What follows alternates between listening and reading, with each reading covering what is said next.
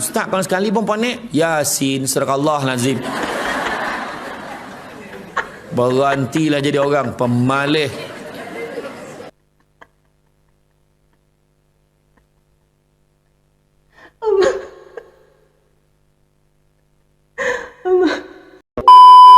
Sampai ke kubur, ya Allah, kau ampunlah dosa, banyak dosa ni. Dia cakap betul.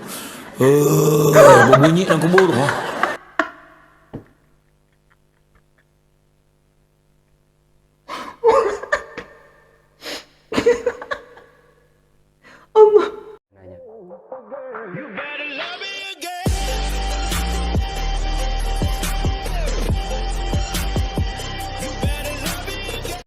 Assalamualaikum warahmatullahi ta'ala wabarakatuh. Jumpa lagi dengan saya Cak Ope dalam program Ngaji Bareng.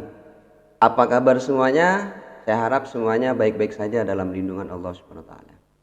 Saya heran ya, dari pertama saya buat video, saya tanya apa kabar semuanya, yang jawab itu cuma sedikit sekali. Ibaratkan mungkin 1% aja ya, 99%-nya nggak ada yang jawab. Apa mungkin saya ganti aja ya pertanyaannya? Kasih kabar dong, apa yang sudah terjadi dalam hidup Anda? Hari ini bahagia tak? Atau ada masalah ditagih hutang kah? Atau bertengkar sama istrinya kah? Atau lagi banyak masalah ya? Cobalah cerita di komentar ini. Masa dari dulu nggak ada yang jawab?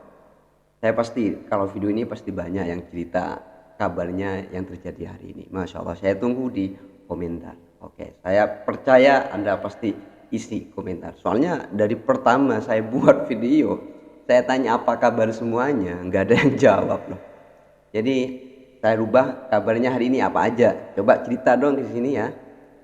Oke teman-teman, kita sekarang akan ngaji bareng ya kepada ustadz favorit saya di Malaysia. Tentunya Anda sudah tahu siapa lagi kalau bukan Ustadz Samsul Jepang. Dan seperti biasa ya, biar nggak lama-lama banyak cakep saya ya. Bagi Anda yang ingin menonton video aslinya, silakan kunjungi link di bawah deskripsi ini. Dan bagi Anda yang ingin ngaji bareng dengan saya, seperti biasa jangan lupa buka mata, buka telinga, dan buka hati. Bismillahirrahmanirrahim. Don't go anywhere, stay here and cekidot. Senyum Ustaz. Jadi soalan yang saya tanya awal-awal tadi, awal-awal saya tanya tadi, merdekakah kita? Kita belum merdeka selagi mana kita gagal untuk mengubah. Sebab Nabi kata tidak ada lagi hijrah selepas ini, yang ada niat dan jihad. Maka jihad ini ada perjuangan, berubah pada buruk pada baik, baik pada lebih baik kepada lebih baik. Sentiasa ada ruang. Dr. Fadilah Kamsah kata manusia sukar nak berubah kerana dia tak nampak sebab kenapa dia kena berubah. Kadang kita tegur orang, kau ni berubahlah. Apasal? Apa masalah aku? Aku rasa aku okey, kau sibuk nampak? Orang macam ni kategori dia mada atau mada. Pakat lah, memang dah tak boleh ubah dah dia tu. Tapi kau Mada, apa itu mada ya? Kok asing di telinga saya? Itu singkatan apa bahasa Melayu atau apa ya? Tolong apa ya informasinya atau definisi dari mada itu apa di kolom komentar ya. kena selalu cakap dengan dia, bisik-bisik kawan-kawan, kena betul-betul cakap dengan dia. Dari betul penceramah ni kan, cakap kan. Jadi kadang-kadang tu lah, dia kadang bahasa tu tak dapet lah. Tak dapet lah kan, dia nak ubah tu. Bongap lah, bongap orang faham kot. Bongap, macam tu. Bongap. Bengap. Okey, faham. Bengap apa itu? Bengap. Mangap apa? Kalau mangap itu kan kayak apa? Nah, itu mangap ya. Kalau bengap itu apa? Minta tolong lagi ya di komentar biar saya lebih paham. Iya, kadang kita tegur dia tak makna kan, dia rasa dia betul. Dia rasa dia betul semua. Kan, cakaplah apa pun. Jadi payah. Terutama suami kita kan. Suami kita dia ego. Kalau isteri tegur dia payah nak dengar. Tu biasa. Samalah, doalah banyak. Doalah banyak. Kadang dia ego tinggi. Dia baca surat khabar. Telefon bunyi, dia ambil cermin mata letak atas kepala. Stop. Dia selipik sahabat dia telefon. Ha, apa? Oh ya ke? Okey. Ya. Ya. Oh, tak tahu pula. Setengah jam cakap. Okey. Assalamualaikum. Tak telefon. Dia cari cermin mata mana. Wah, dia atas kepala tadi ni. Mana pula cermin mata ni? Siapa nampak cermin mata abah ni? Siapa? Mula anak pun nak cakap, dia abah nak cakap. Kau dapik siapa usik cermin mata mana tampar kang ni. Anak tak berani cakap dah. Macam mana pula abah nak nampak diri dia sendiri ni? Sudah anak senyap. Sudah mak keluar apa bising-bising ni mak kau nampak tak cermin mata kan? Yang bini nampak atas kepala. Malas lah layan abang ke dapur dia balik. Tak, saya tahu tu. Lepas tu anak sulung ni pandai. Tu saya kata tadi kena pandai. Anak sulung cakap, bah, cuba bah tengok kat dalam bilik yang kek-kek cermin tu kalau ada. Kita tengok ke topi-topi cermin ni, topi cermin pandang cuma lah atas kepala. Bila dia keluar kan dah pakai cermin tu. Bah dah jumpa dah. Dah marah dah. Lepas tu bini keluar. Tampar. Tampaklah ada kan. Itu kan ego. Ya Allah. Jadi apa perubahan kita? Pertama, penghijrahan yang kita nak buat ni lisan kita. Lisan kita, cakaplah benda-benda yang baik, zikir banyak-banyak, tahlil. Kan tahlil ni ada yang sebut, siapa buat kena tahlil neraka tu. Iya. Kalau dipikir-pikir tuh ya, padahal zikir itu kan mudah ya dan gampang. Astagfirullahaladzim, la ilaha illallah, subhanallah, lazim dan lain sebagainya, itu kan seakan-akan mudah untuk kita ucapkan daripada kosakata yang panjang itu kan, daripada yang sering kita omong setiap hari itu kan.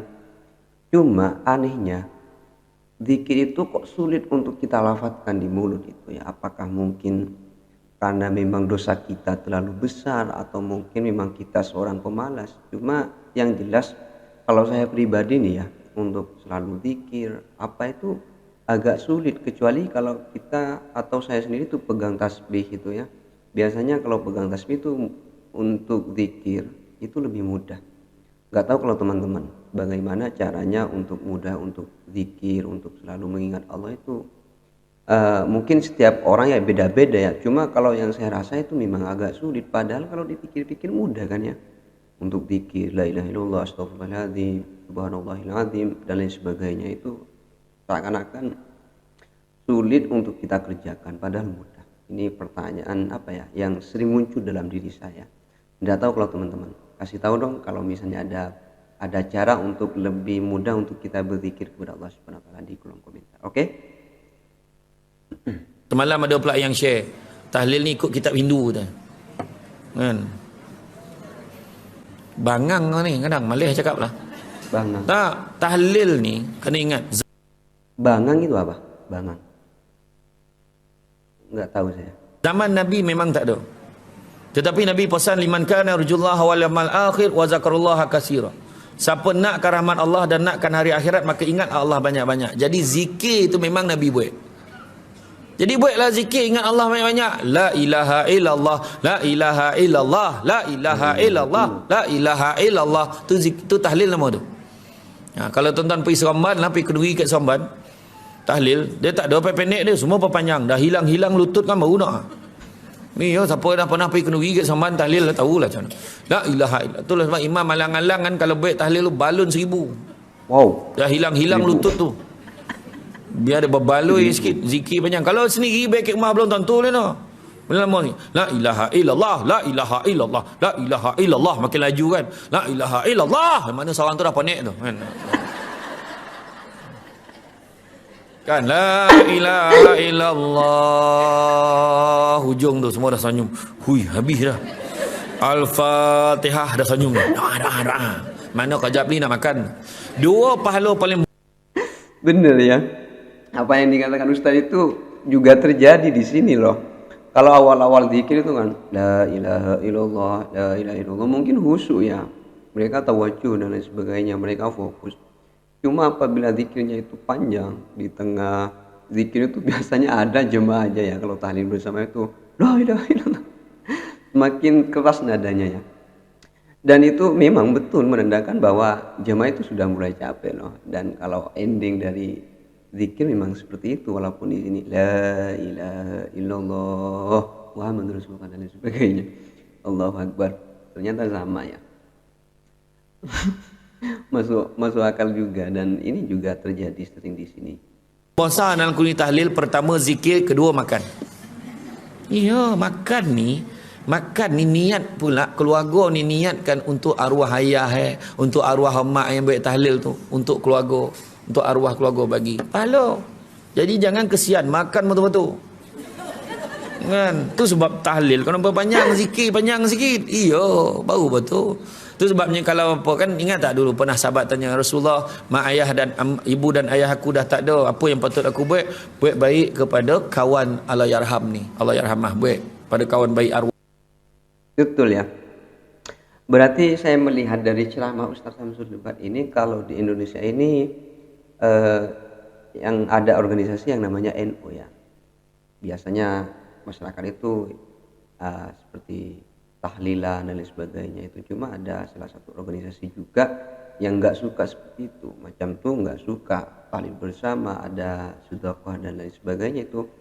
Ada organisasi yang memang nggak suka seperti itu. Saya melihat dari ceramah Ustaz Samsul ini, berarti Ustaz Samsul ini kalau di Indonesia ya termasuk orang NU lah. Nah, itu yang yang suka tahlil, sedekah untuk almarhum dan lain sebagainya. Dan saya sendiri di kampung saya memang seperti itu, biasa seperti itu, alhamdulillah ya. Wah ni baik. Balik kampung jumpa, Assalamualaikum Cik Nap, bukan nama sebenar. Cik Nap ni hala anak arwah Cik Gayah ha. Gayah lah, kau dah besar, mak kau sihat kau. Dia dah tak ingat, mak dah lama meninggal. Bila meninggal 10 tahun dah cik. Baru jumpa dah semalam. Sudah. Kacau. Kawan tu dah tak ingat kan? Kawan tu dah tak ingat. Ya, cik ada bawa sedekah sikit. Apa bawa? Ya Allah, Milo, susu, topung, gula, boreh, ya Allah, macam-macam kau bagi duit tak ada. Ada ni duit dah, bagi duit. Ingat datang duit tu, ingat bagi duit. Sedekah niat untuk arwah. InsyaAllah kita pun dapat pahala. Baik. Amin. Saya tanya dekat keluarga saya pun sendiri, dekat kampung mak saya sendiri, dalam bulan Ramadan biasanya kalau minggu terakhir tarawih tu kan, minggu terakhir biasanya saya akan cakap kan, sebab kawan arwah abah saya kat kampung mak saya tu 3 orang lagi masih hidup ni. Saya cakap kepada dia orang, cik sekarang beritahu Cik Sarip betul kan, berhenti kapal ni standby, lepas sembahyang tarawih kan standby ya, tompek besok dia tunggulah kat garaj motor parking tu. Dia naik kereta dengan saya bawa dia pergi makan kedai tom yam, niat untuk arwah abah. Macam tu ya. Baik-baik macam tu, sedekah kan, bagi makan ya. Itu paling senang. Jadi lisan kita ni cakap yang baik-baik kan. Kadang orang cakap baca Yasin tak boleh. Macam malam nisfu Syaban baca Yasin 3 kali. Macam mana tu? Bacalah. Sebab Nabi kata malam nisfu Syaban hidupkan dengan amal ibadah. Jadi kalau kita boleh baca Yasin 3 kali, bacalah. Cuma yang tak bolehnya adalah jangan sampai kita mewajibkan. Itu yang tak boleh. Oh, jadi sama juga ya, banyak kontroversi juga masalah membaca Yasin itu ya.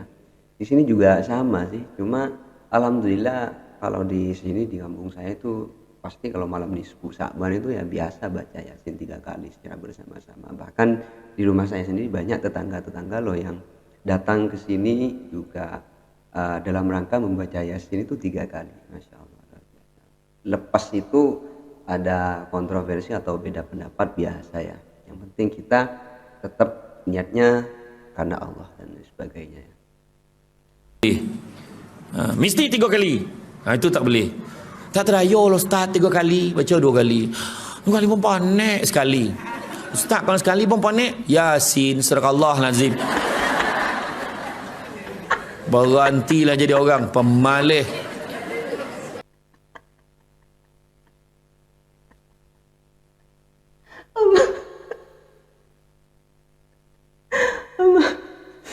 Baca Yasin suatu mana disuruh berhenti jadi orang sama Ustaz. Allah, astagfirullahaladzim. Benar juga Ustaz ya. Nak baca Yasin sebab Yasin sebahagian pada Quran. Tak ada masalah baca. Yang tak boleh kita mewajibkan. Pergi kubur pagi raya, tak ada masalah, pergilah. Tapi jangan sampai mewajibkan. Mesti pagi raya kedua, tak boleh. Mesti pagi raya ketiga, mesti raya pertama, tak boleh. Nak pergi-pergi je. Sampai pulang pergi kubur, tengah hari dia mesti pagi, petang tak boleh. Pailah. Jangan buat ajak kau, pailah kubur. Tu nenek. Pergi kubur, sian atuk kau seorang-seorang. Yang cucu menjawab, nang kubur lagi ramai lah, memang seorang-seorang. Cucu menjawab lah, kau pergi sekarang. Kau pergi lah, lu garam.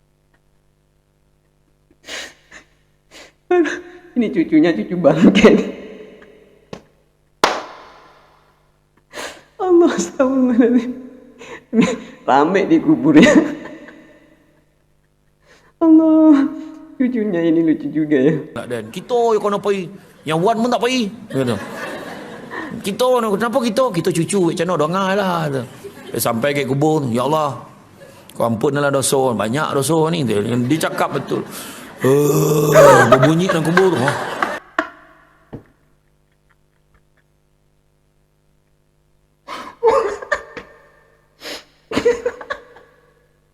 Allah, kalau itu terjadi sama saya tuh gak kebayang.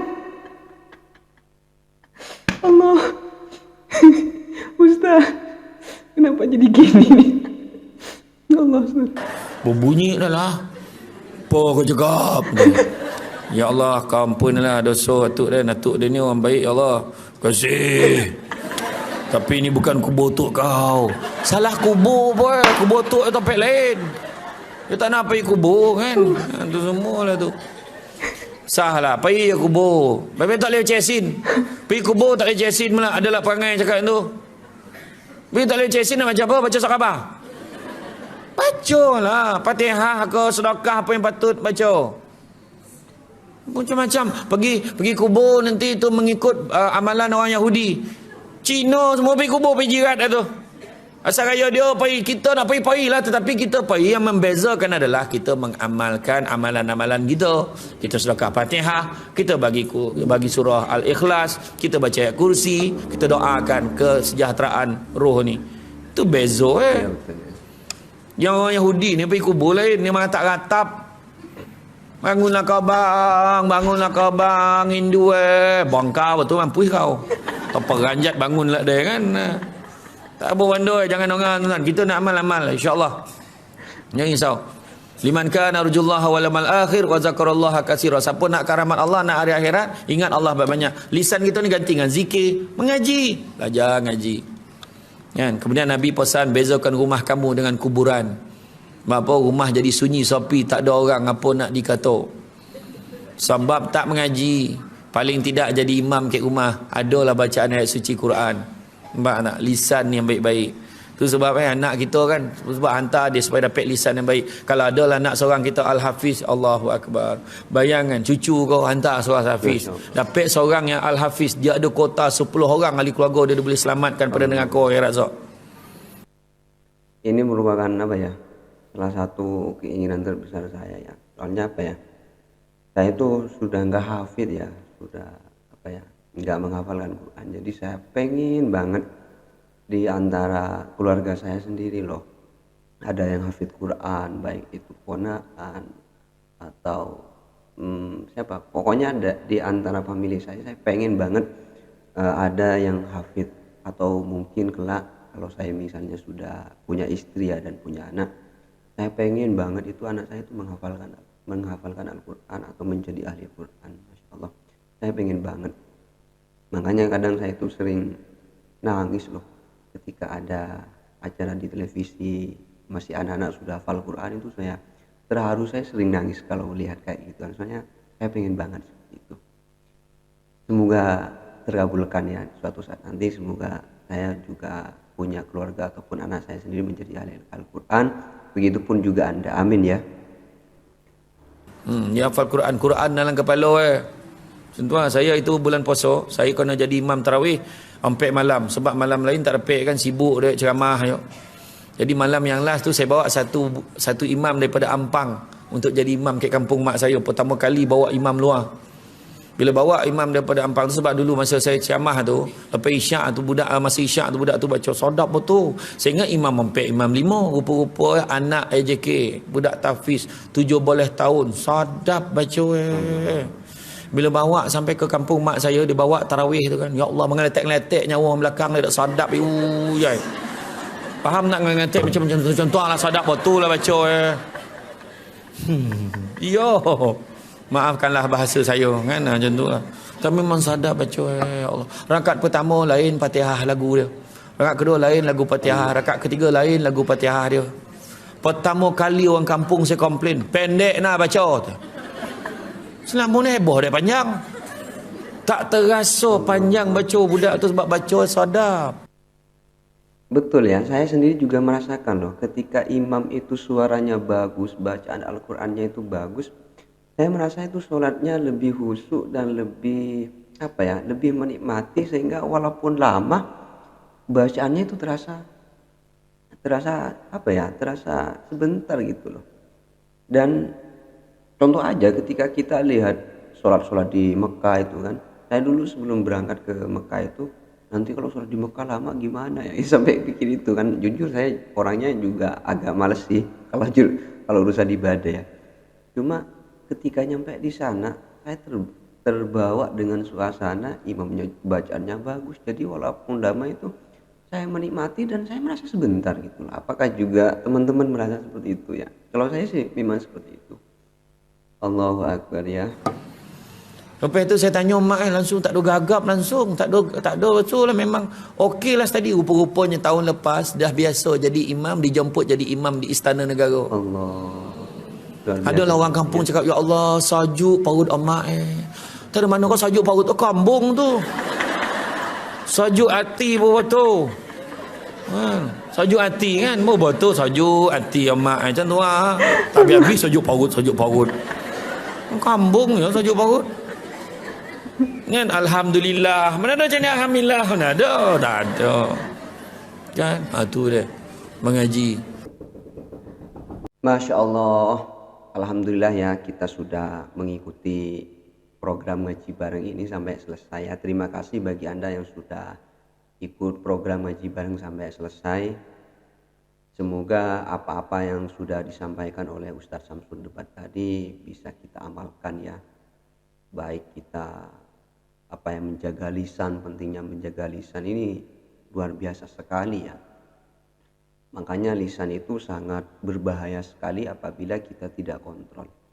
Kita mungkin bisa melukai seseorang itu dengan celurit atau dengan pisau atau hal-hal tajam lainnya.